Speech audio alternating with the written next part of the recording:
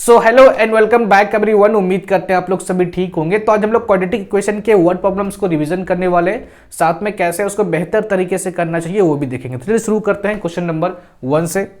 चलिए question number 1 से हम लोग शुरुआत करते हैं और क्वेश्चन नंबर 1 आपके स्क्रीन के सामने दिख रहा है और एक बार रीड कर लेते हैं इसको कि man cover A distance of 100 kilometre traveling with a uniform speed of x kilometer per hour. Had the speed been 5 kilometer per hour more, it would have taken 1 hour less. Find x the original speed.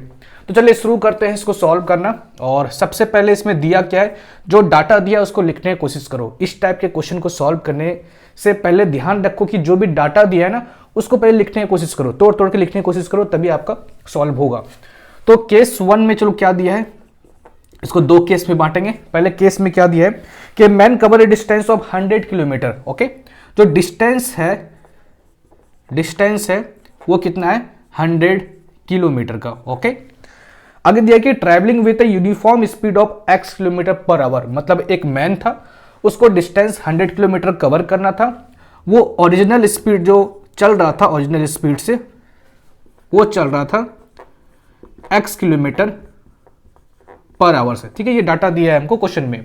अब case 2 देख लेते हैं हम लोग। ठीक है,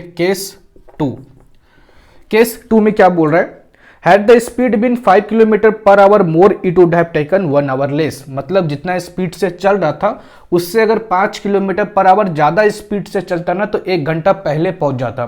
तो इसको केस 2 में बांटने की कोशिश करते हैं। तो डिस्टेंस तो वही होगा, ठीक है, डिस्टेंस जो पहले था वो तो वही होगा, क्योंकि डिस्टेंस को यहाँ पे कुछ बोल ही नहीं रहा है। तो 100 किलोमीटर का तो 100 किलोमीटर होगा। ठीक है, बाकी बात स्पीड लिख लेते हैं। यहाँ पे स्पीड कितना होगा, इसका स्पीड सेकंड केस में स्पीड कितना हो जाएगा, बोल रहा है 5 किलोमीटर पर आवर मोर, उससे ज्यादा। तो जितना पहले था उससे पहले ज्यादा कर लो, कितना, x + 5 किलोमीटर पर आवर। ठीक है, अब देखो, अब यहां पे क्वेश्चन में जो दिया है आपको कि बोल रहा है कि अगर इस स्पीड से चलता ना तो 1 घंटा पहले पहुंच जाता। ठीक है, 1 घंटा पहले पहुंच जाता। तो काम करते पहले इसका टाइम निकाल लेते हैं कि इसमें कितना टाइम लगा होगा उसको 100 किलोमीटर ट्रैवल करने में विथ स्पीड x से। तो इसको टाइम t1 से रिप्रेजेंट करते हैं। और आपको पता है टाइम का फॉर्मूला क्या होता है, डिस्टेंस बाय स्पीड। तो डिस्टेंस कितना है x और स्पीड कितना है, सॉरी डिस्टेंस कितना है आपका 100 और स्पीड कितना है आपका x, ये हो गया। अब सेकंड केस में देखते हैं t2। ओके, t2 इस केस में देख लेते हैं कि कितना टाइम लगा होगा उसको। तो टाइम का फॉर्मूला क्या होता है, सेम डिस्टेंस बाय स्पीड। और डिस्टेंस कितना है इस केस में 100 और स्पीड कितना है x + 5। ठीक है, ये बन गया। अब अकॉर्डिंग टू क्वेश्चन, मतलब क्वेश्चन के हिसाब से अगर चले तो क्वेश्चन हमको बोल रहा था कि अगर इस स्पीड से चलता तो 1 घंटा पहले पहुंच जाता। ठीक है, इसका मतलब t2 जो टाइम है ना वो क्या है, 1 घंटा पहले है। पहले मतलब 1 घंटा कम है। अगर ये 5 घंटे में पहुंचा है, फॉर एग्जांपल अगर ये 5 घंटे में पहुंचा है तो ये 4 घंटे में पहुंच गया होगा, ऐसा कहने का मतलब है। तो इसका मतलब यहाँ पे हमको ये समझ में आया ना कि अगर t1 माइनस t2 करे तो क्या होगा, वो 1 के बराबर होगा, 1 आवर के बराबर होगा। समझ में आया, क्योंकि t1 क्या आपका बड़ा है, t2 क्या है छोटा है। क्योंकि आपको क्वेश्चन में साफ साफ दिया था कि t2 क्या है, 1 घंटा पहले पहुंचा है। 1 घंटा पहले पहुंच रहा है, इसका मतलब 1 घंटा कम लग रहा है उसको। अब बस क्या करो, जो भी आपके पास यहाँ पे इक्वेशन है उसको पुट करो। तो t1 कितना है आपके पास 100/x और t2 कितना है आपके पास 100/x + 5 = 1। अब इजी है, बस आपको यहाँ पे सॉल्व करना है, आगे कुछ नहीं है। ठीक है, कुछ समझने लायक नहीं है, बस आगे सॉल्व करो। तो चलिए सॉल्व करना स्टार्ट करते हैं। नीचे एलसीएम लो तो कितना होगा x और यहाँ पे हो जाएगा x + 5 = 1। तो यहाँ पे क्या करो, 100 और x + 5 मल्टीप्लाई करो -100x। ओके, इसको इससे मल्टीप्लाई किए और इसको इससे मल्टीप्लाई किए। तो आगे देखो तो क्या हो जाएगा, यहाँ पे सॉल्व करते हैं। ओके, क्या हो जाएगा आगे अगर देखें तो मेरे पास है 100 × x, 100x हो जाएगा 100x और 100 × 5 500 माइनस 100x और नीचे क्या है आपका x × x स्क्वायर हो जाएगा और 5 × x 5x = 1 के बराबर। यहाँ से देखो तो 100x और माइनस 100x कट जाएगा, तो यहाँ पे बचेगा 500 by x square plus 5x equal to 1। यहाँ से क्रॉस मल्टीप्लाई करेंगे तो क्या हो जाएगा, ये हो जाएगा 500 equal to x square plus 5x। अगर इसको अरेंज करें तो इसको इस तरीके से भी लिख सकते हैं, x square plus 5x plus 500, ठीक है, x square plus 5x minus हो जाएगा ना, ठीक है, इसको इस साइड लाएंगे तो माइनस 500 इक्वल टू 0 के बराबर हो जाएगा। अब क्या करना है, क्वाड्रेटिक इक्वेशन आ गया, क्वाड्रेटिक इक्वेशन तो आपको सॉल्व करने आता होगा। इसको चाहे आप फॉर्मूला मेथड से भी सॉल्व कर सकते हो या तो फैक्टराइजेशन मेथड से भी सॉल्व कर सकते हो। चलो यहाँ पे फैक्टराइजेशन मेथड ही लगाते हैं। तो बीच वाला आपको स्प्लिट करना है, स्प्लिट करने आता है ना। तो सबसे पहले क्या देखेंगे कि ऐसा दो नंबर आपको फाइंड करना है जिसका मल्टीपल क्या हो, -500 के बराबर हो और उसको ऐड करें तो 5x के बराबर हो।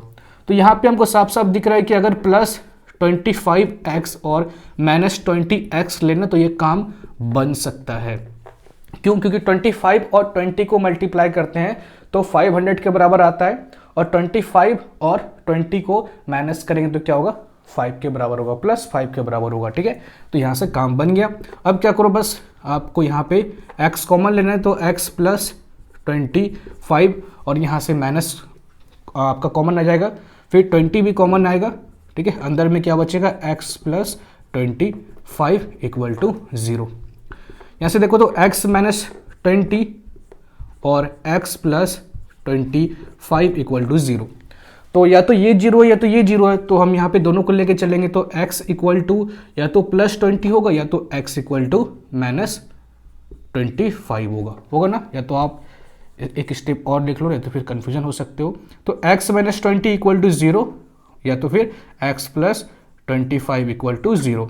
या तो यहाँ पे x इक्वल टू 20 होगा या तो x इक्वल टू माइनस 25 होगा। आपका x ओरिजिनल स्पीड था जो कि आपको फाइंड करना है, और आपको पता है कि स्पीड कभी भी नेगेटिव में नहीं हो सकता। कभी स्पीड नेगेटिव में हो सकता है, कभी नहीं, पॉसिबल ही नहीं है। तो इसका मतलब जो करेक्ट आंसर है वो आपका x जो कि होगा 20 किलोमीटर पर आवर आपका यूनिट था, तो हो जाएगा ये आंसर। तो नोट कीजिए इसको। तो चलिए हम लोग सेकंड क्वेश्चन की तरफ चलते हैं, और जो सेकंड क्वेश्चन आपको यहाँ पे दिख रही है 2017 के बोर्ड एग्जाम में ऑलरेडी आ चुका है, तो उसी को हम लोग सॉल्व करेंगे। तो क्वेश्चन है, the sum of the age of Vivek and his younger brother Amit is 47 year, the product of their ages in year is 550, find their age. चलिए सबसे पहले क्या करना है आपको, मैंने आपको बताया है कि सबसे पहले डाटा लिखो, डाटा को तोड़ना सीखो, ठीक है, और तोड़ के क्या करो, फिर वहां से आपको आइडिया मिलेगा कि कैसे सॉल्व करना है।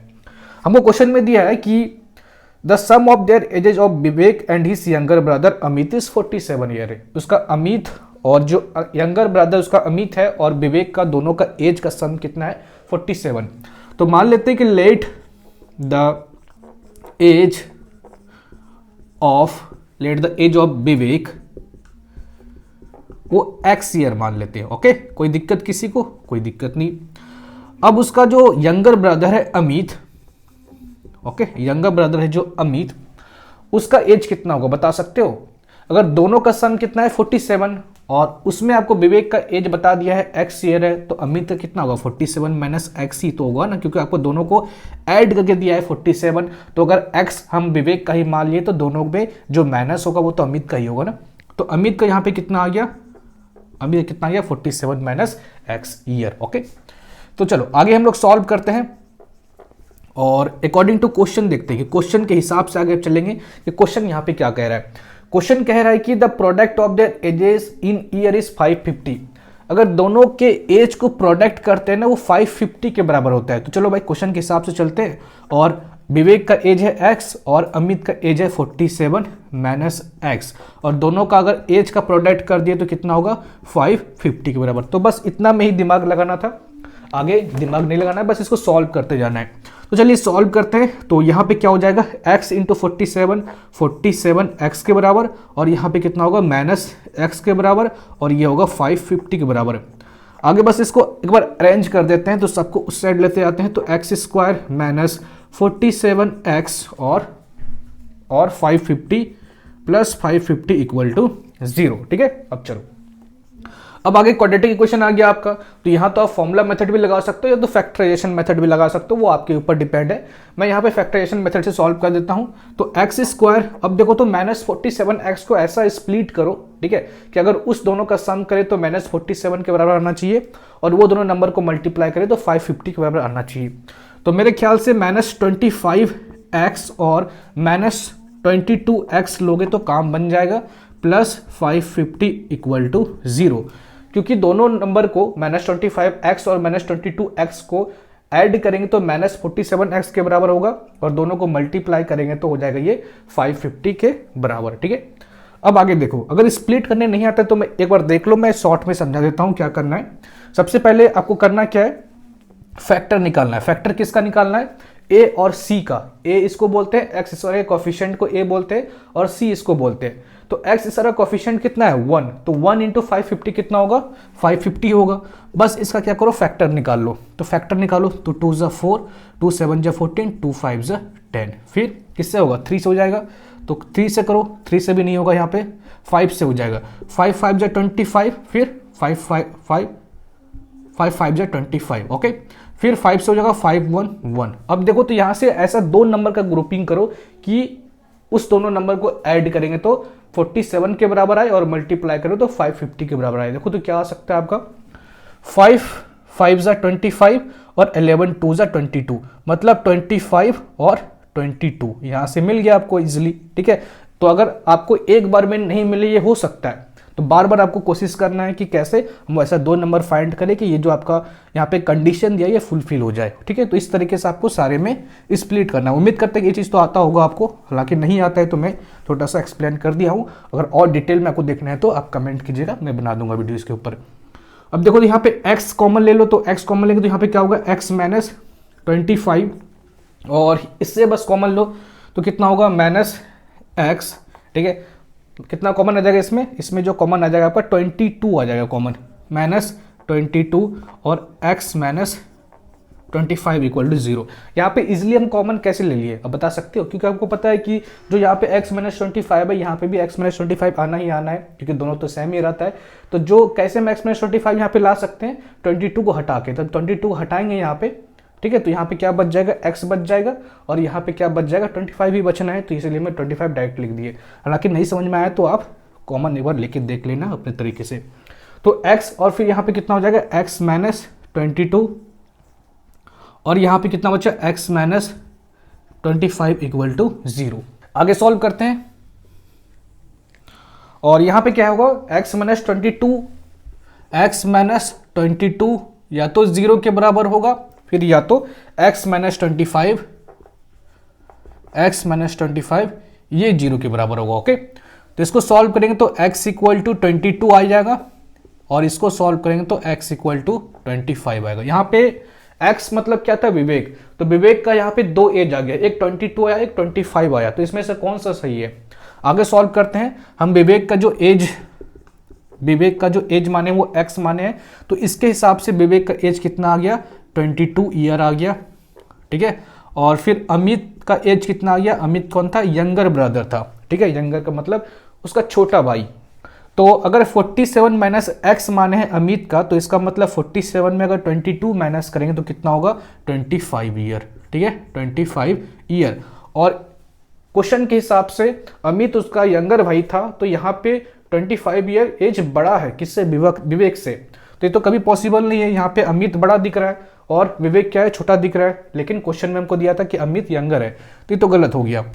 अब इसमें देखते हैं विवेक क्या था आपका, विवेक हो गया 25 ईयर का, ठीक है। और अमित का एज कितना हो जाएगा, अमित का जो एज हो जाएगा 47 माइनस एक्स, 47 माइनस एक्स क्या हो जाएगा आपका 22 ईयर, ठीक है। तो क्वेश्चन के हिसाब से ये सही हो रहा है कि अमित जो है यंगर ब्रदर है विवेक का, क्योंकि यहाँ पे दिख रहा है कि अमित छोटा है 22 साल का है और विवेक क्या है 25 साल का है, तो ये करेक्ट है। और आपका आंसर जो है वो 25। तो दोनों आपको लिख के नहीं आना है, थोड़ा सा ढंग से और अच्छे तरीके से क्वेश्चन को पढ़िएगा, तभी आपका 100% सही होगा, ठीक है। ओके, तो इसको नोट कर लीजिए और उम्मीद करते हैं कि आपको अब यहाँ से कोई दिक्कत नहीं होगा। तो मिलते हैं आपसे अगले वीडियो में, तब तक के लिए जय हिंद और जय भारत। तो वीडियो अच्छा लगा तो एक लाइक शेयर और सब्सक्राइब कर दीजिएगा।